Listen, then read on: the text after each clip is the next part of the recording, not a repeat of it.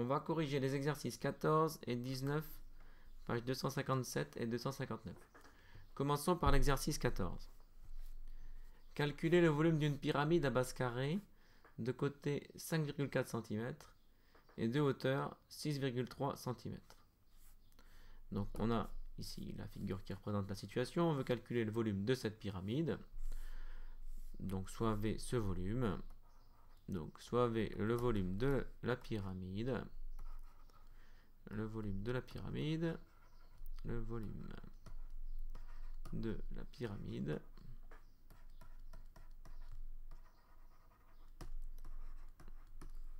On sait que ce volume est donné par la formule V égale R de la base multiplié par hauteur, R de la base multiplié par hauteur divisé par 3.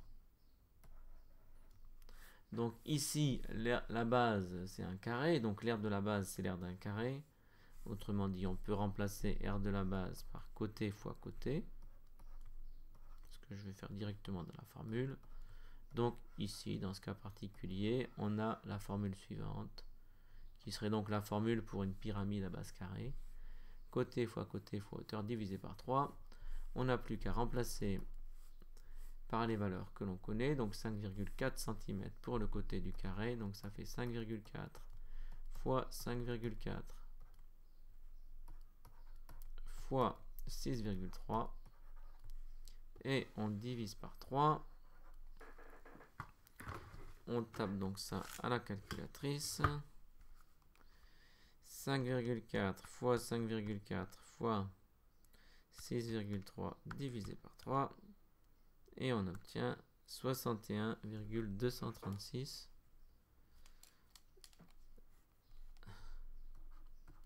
61,236. Et comme on a multiplié des centimètres entre eux, on obtient des centimètres cubes. Voici le volume de cette pyramide. Passons au volume du cône. Donc c'est le 19. Alors on a un cône ici de révolution. Donc calculer le volume d'un cône de révolution de rayon 6,7 cm et de hauteur 5,6 décimètres. Donc attention, ce n'est pas les mêmes unités et on sait que il faut que ce soit les mêmes unités pour appliquer une formule de volume. Donc ici, le 5,6 décimètres, on va le convertir en centimètres.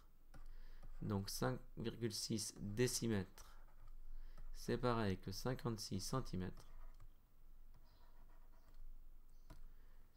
Une fois qu'on a ça, on peut calculer le volume du cône. Donc c'est R de la base. Parfois on l'écrit comme ça, hein, A de B, pour dire que c'est l'aire de la base, multiplié par hauteur, divisé par 3, sachant que dans le cas d'un cône, la base est un disque, donc l'aire de la base, c'est pi r carré, donc ça va me donner pi r carré h sur 3, comme formule pour le volume d'un cône. On remplace par les valeurs particulières qu'on a ici. Donc c'est pi multiplié par 6,7 multiplié par 6,7, c'est 6,7 au carré, multiplié par 56, et on divise par 3, et on va faire une valeur approchée, parce que cette valeur ne va pas tomber pile. Donc vous remarquez que l'énoncé ne précise pas quelle précision on veut pour le résultat, donc c'est un peu à nous d'arrondir de façon voilà,